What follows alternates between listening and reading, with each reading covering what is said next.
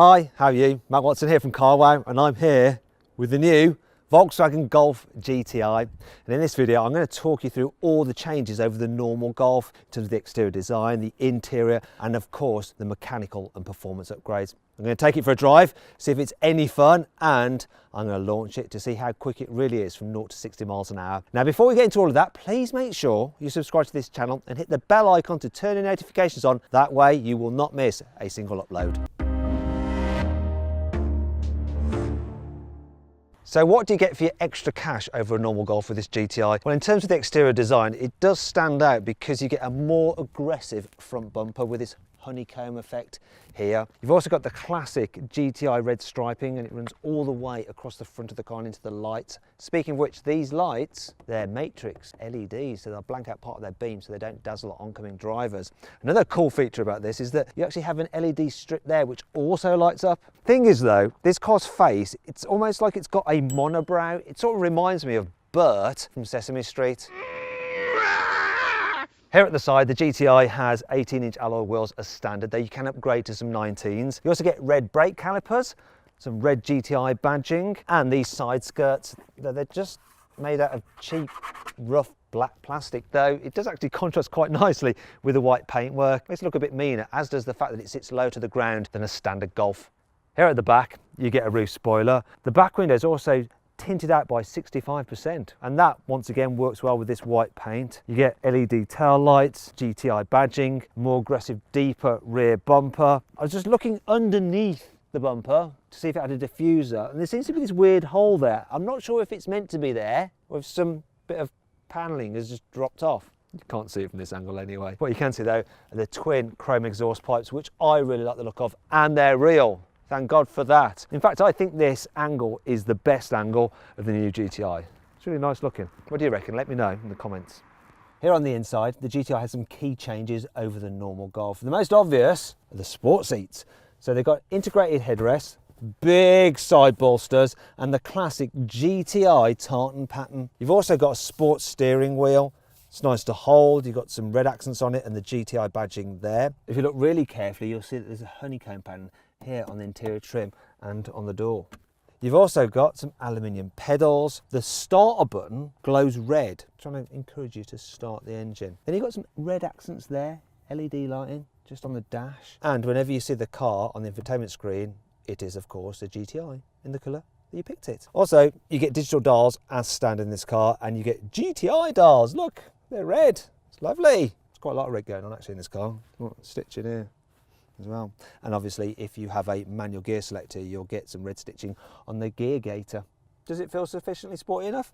I think just about, really. Not too over the top, very GTI. As for the rest of the interior, it's Golf business as usual, so fairly nice quality, easily laid out, but some annoying touch sensitive buttons rather than normal buttons.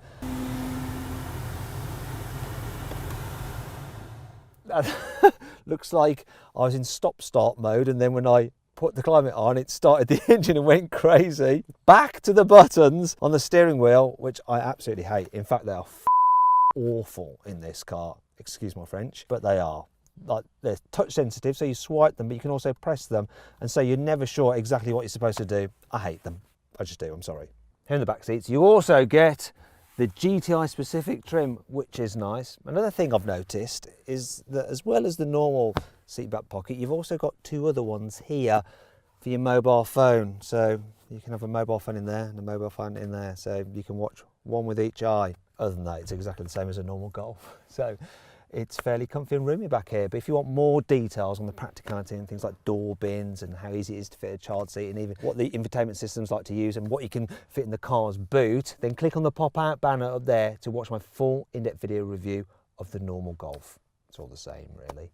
Because the Golf GTI is front-wheel drive and not all-wheel drive like the Golf R, you don't have a rear differential at the back, so the boot capacity is exactly the same as a normal Golf at 381 litres. Though if you really want a huge boot on your hot hatch, you're going to need a Skoda Octavia VRS. And that brings you on to 5 annoying things about the Golf GTI. On most cars, the colour of the dials change depending on which driving mode you're in.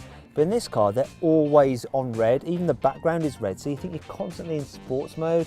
even though you're not. The only way you can know which mode you're in is this little graphic down here which just cycles through between like a picture. Why need to change the colour of this background? I know it's a GTI and it has to be red, but not everything has to be red. Come on. This car may have a sports exhaust, but due to European noise regulations, it sounds a bit nah. You see what I mean? No, I'll rev it.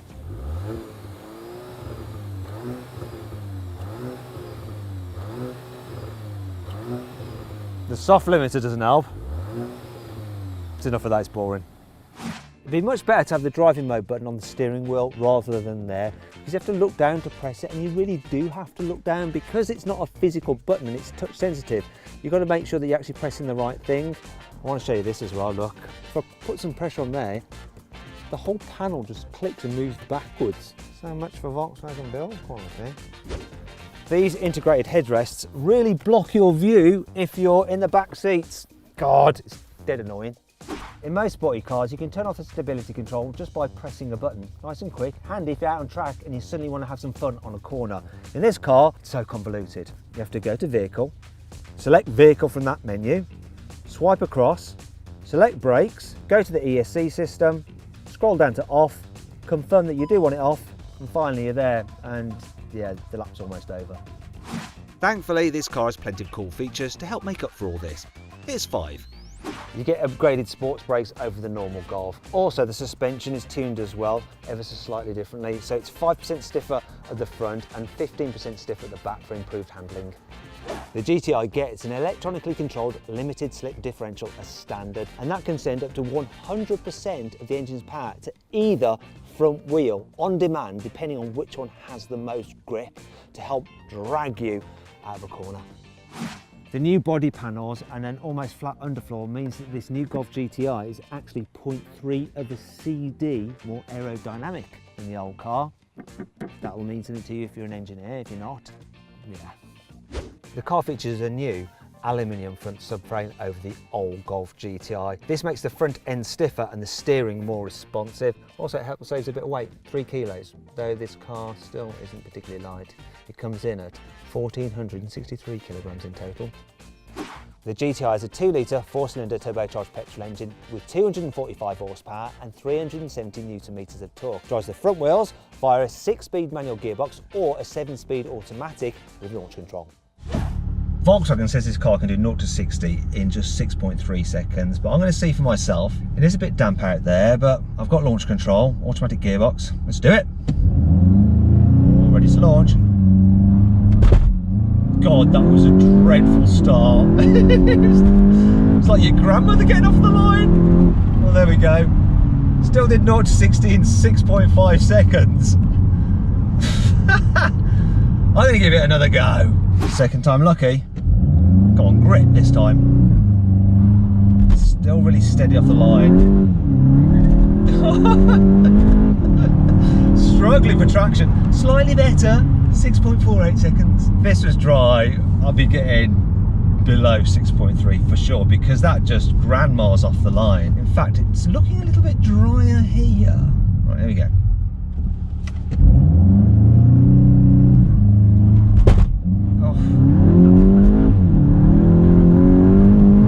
Oh, squirrely steering wheel. I guess that's the problem with front wheel drive. If it's a bit damp, you're always going to struggle a bit to put your power down. In fact, if you click on the pop out banner up there on the top right hand corner of the screen, you can see a hot hatch that does struggle to put its power down because it's got an awesome all-wheel drive system. In fact, it's my favourite car of this year. Check out the video. Hot hatches aren't just about the launch, are they? They're about how they make you feel on a twisty road. So let's go into manual mode for the gearbox on this GTI and hoon it about a bit. It seems a bit sharp than the last GTI, and it really does grip onto the road. This is more fun than any other GTI I've driven. It really is. It's not playful on the throttle like a Hyundai i30N, but it's really composed and really quick. What it does lack though is that edge of precision and the feel from the steering wheel, the brake pedal and the manual gearbox that you get from the Honda Civic Type R. The question is though, should you go for a manual gearbox? And I say no. The automatic suits this car's personality better because while it is a fun car, it's not the ultimate driver's hot hatch. There's plenty of others to choose from for that. And the manual gearbox on this Golf is just so-so anyway. Now let's find out what this car's like when you're not tuning it and you're driving sensibly in town. I'm going to put it into comfort settings, so it's lined up the steering, reduce the responsiveness of the throttle, and because this has the adaptive dampers, it's softened the suspension, and now you really do notice a difference. It just feels like a normal car. It's very, very good over bumps. You wouldn't know it was the sporty model. I'm impressed by that. Sometimes with other cars, you don't feel much of a difference between sport and comfort. With this, you do. Now, one thing I like about the Golf GTI is that not only is the steering responsive, it only takes 2 turns to go from lock to lock. So if you want to go around a mini roundabout such as that, you don't have to do too much wheel twirling. It just makes it easy to live with. If it wasn't for all the red everywhere, I'd have no idea it was the sports model. I really wouldn't.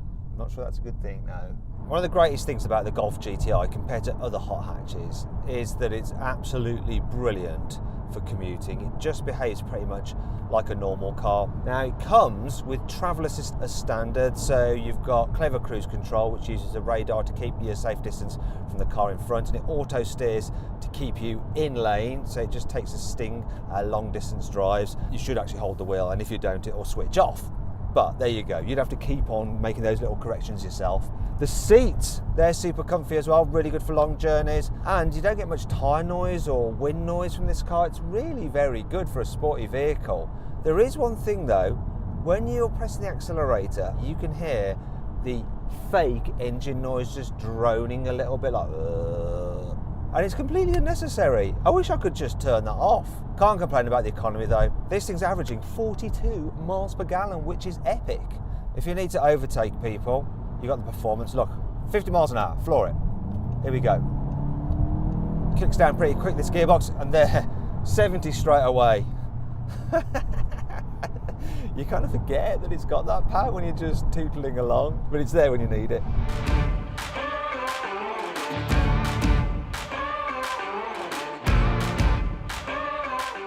So then, what's my final verdict on the new Volkswagen Golf GTI? Should you avoid it? Should you consider it? Should you shortlist it? Or should you just go right ahead and buy it? Well, I reckon you should shortlist the GTI. It's not the most fun hot hatch, but it is a really good all-rounder. The only problem is there'll be an even better all-round hot hatch from Volkswagen very soon. Its bigger brother, the Golf R, and I'd probably just have that instead.